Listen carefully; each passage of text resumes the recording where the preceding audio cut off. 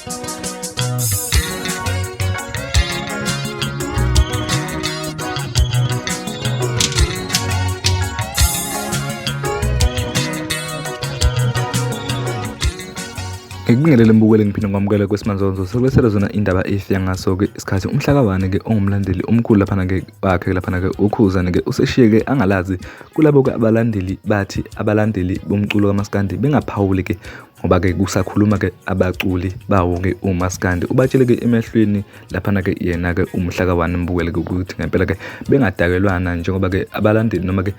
abaculi baMaskandi baculela bona ke abalandeli so kumele ke abalandeli bephawule mangabe ke kuvela ke izimo ezikanje mbukele ke ngabe kuthini okwakho ukuphawula ngalokho ke udaba lwakhe ke umhlakawani njengoba ke esethe cha ngempela ke kumele ke abalandeli bephawule ngalokho ke lo daba lomculi noma ke labaculi ke asebethe basusa ke lapha ke uthuthuva ke enkundleni zokuxhumana ke ngalokho ke i-team yebhola ke kaMaskandi mbukeli ke okwakuyiMaskandi FC esiyaphela ke nokho mbukeli nansi ke ivideo yakhe ke umhlakawani siyabonga. Niyadakwa nina enithi abalandeli kumele bengaphawuli makukhuluma abaculi niyadakwa. I-statement nje siqondile niyadakwa ngoba abaculi laba baculela thina ithina esithenga amathikithi siyobabuka ithina sisistream umsebenzi wabo so niyadakwa ngeke singaphawuli fanele siphawule. Ngiyadlula ke futhi lapho yazi ukuthi uSimamoza kade lokho ekhombisa ukuthi ikhona nje into ayimithi afuna ukuyiteta ukade uSimamoza ekhombisa ukuthi ukhulele ufuna ukuteta kodwa futhi ke isikhathi sokuthi atete size sashaya izolo wayese eyikhipha lento ayikhiphile uSimamoza ngendlela ngendlela uSimamoza ayikhiphe ngayo. Ngiyazi ukuthi abantu abaningi bazoyibuza ukuthi why Mhlawani ukhuluma kanje ngoba nakade sikubona lokhu uposta ama screenshot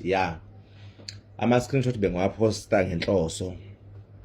thina sibuye silandelwe abantu abangawo understand uMaskandi abawu understand ukuthi belandele thina ukuthi senzani sithini bese bebuka ke ezintweni esizenzayo so ukuposta kwama screenshot bengisakwenza ngamabomu bengisenzela ukuthi nabantu abanga understand ababengekho kuMaskandi ngo2024 ngizosho kanjalo naba bengabaningi be understand ukuthi kungani kubonakala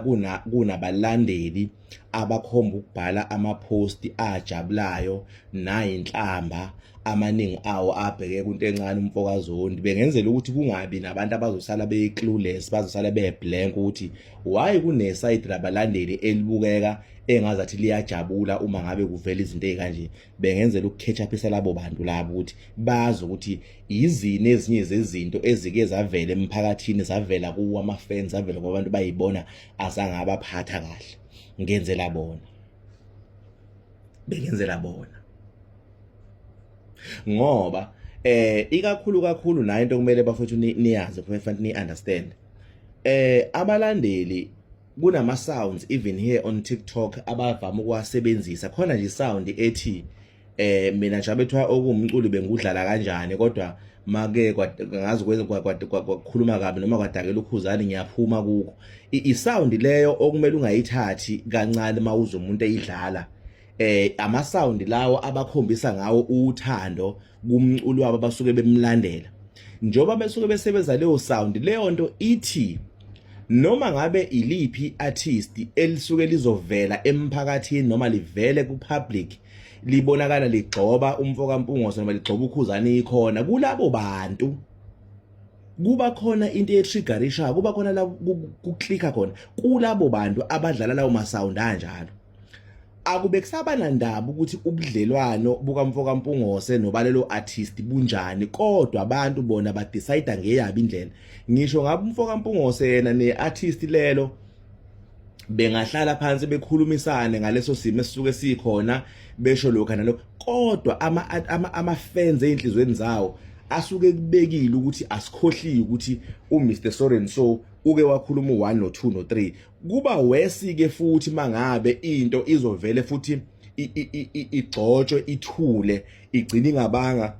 nokuthi iyakhulunywa noma ihamba ifike la ine solution khona besala abantu bebamba inhliziyo. Ngeke ngibone ukuthi abaculi bonento bayithatha kancane, bacabanga ukuthi kuvele uzibe into ethi enyuse imoya kubalandeli, ukuvela uzibe nje uyithule kuyisolution. Akuyona abalandeli bomculo wakho bamaskani bayakwazi ukuhlala nawe 2 years bekuqumbile kodwa bengakutsheli,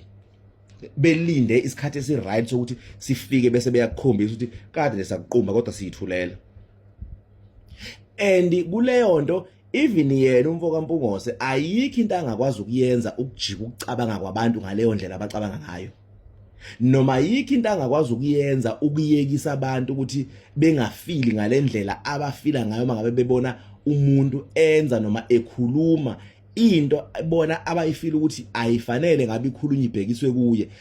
Ngeke azakwazi ukuyicontrola lento ye-anger kubantu nalento yama-emotions kubantu ukuthi abangacabangi kanje, abangafili kanje, ngoba naye ngisho bethiwa uyafuna ukuthi into enjalo mhlambe azama ukuthi akufanele naye azafika esikhathini noma afike esigabeni la azogcina khona esewakhombisa phela ama-fans kakhulukazi awakho ukuthi ngaso sonke isikhathi uma ezogxobeka ikhona ethi ama-fans akhe akhombisa ukungasijabulela isimo, yena phambane nawo aye lapha angajabuli khona. Nawo ngolunye usuku ama-fans engagcina secabanga otherwise. So ezinye zezinto vele naye usungeze ukwazi ukuyicontrola, because uma kunomuntu nje ongathiwa ke ngizothi nje uma ngathiwa kunomuntu ojikjela imoto kaKhuzani wayishaya ngamatshe, sithi nje iartist ngamabomu livele lijikjela imoto kaKhuzani liyiphihlize ngamatshe, automatically inhliziyo zabalandeli kuzobe sekunexhala vele ngalo muntu oyishaye ngetshe. Noma ngabe lo muntu oyishaye ngetshe esengahamba yena aye kuKhuzani afika athi mfowethu ngiyaxolisa ngicela ukwafaka amawindi emotweni yakho ngenze konke okufanele, bevumelane, but kunabantu abakubambile ukuthi bashaya imoto kaKhuzani ngetshe. And mhlazane sekufika isikhathi la asebedecide khona ukumkhumbuza lowo muntu, akazukwazi umfoka Mpungose ukubaphikisa ukuthi nina manga ayishayanga ngetshe, wayishaya ngotamatisi ayangafa, akazukwazi ukwenza. Ngalesikhathi futhi uthola ukuthi sekuyamphoqa ukuthi akasupport lo yamuntu ngoba bagcina be-right bona.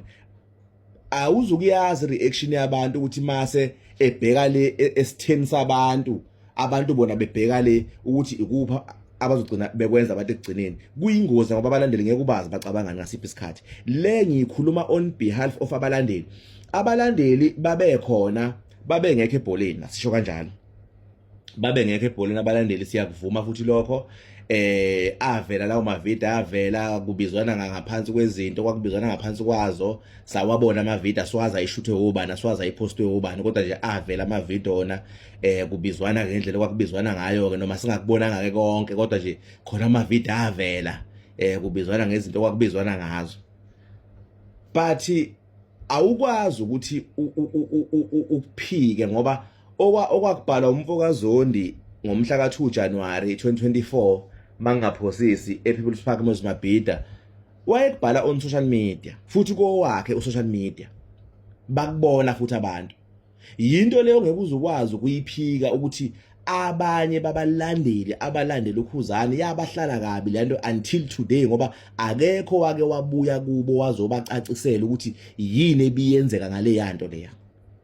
And kunabantu abamsupporta nabamkhonze uKhuzani in such a way that abafuni into emthintayo nesondela kuye. Uyazi ukuthi kunabantu okwabalimaza nje ukuthi unto encane waposta kanje lento wayiposta waphinde futhi waphindiswa wadlaliswa. Kunabantu abafila nje ngazi ukuthi somehow angazi ukuthi yabo kunabantu abafila otherwise, asisho ukuthi kwangafanele kwenzeke. But sizama ukuthi le ngisayikhuluma on behalf of ama-fans, angakhulumi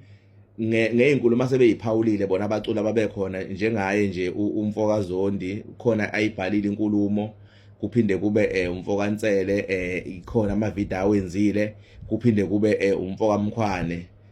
ikhona futhi ivideo ayenzile, insizwa ke ehlala inomoya ophansi ikhona futhi ivideo ayenzile. Angakhulumi ngaba onaye uSimomoza usekhulumile, onokhaza futhi umfoka Mtolo usekhulumile. Angakakhulumi ngeinkulumo asebeyiphawulile. Ngisafuna nje ukukhuluma ngale ukuthi abaculi ake bethi mabenza izinto beyeke ukucabanga ukuthi ama-fans ayinto engathi shu. beyeke ukucabanga ukuthi izinto abazenza phambi kwabalandeli abalandeli bazovele nje beyigwinye zidlule kube ngathi ayikaze zenzeke, but abalandeli bayakwazi ukuhlala nomculo bemqumbile kuphela iminyaka beyithulele nje belinda isikhathi esiright esizovela, belinda isikhathi esiright esizovela. So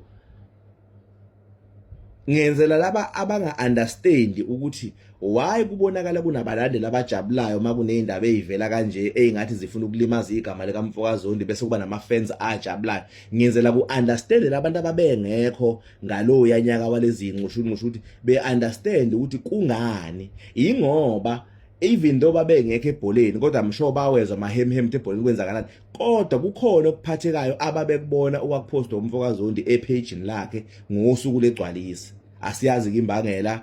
kodwa futhi imbangela wayibhala wathi ukudlaliswa early uzobhuliswa amazolo ukudlaliswa early wayiveza imbangela. So nje singeke singayiphawuli indaba zabaculi bakaMaskandi ngoba sabalandeli bomculo kaMaskandi kuphela, soqhela ukuthi masiphawula akekho umuntu esimgcoba kabi futhi akukho umuntu esimthukayo, siphawulela nje ukuthi kucaciseleke labantu abafuna ukuqonda kodwa bangaqondi.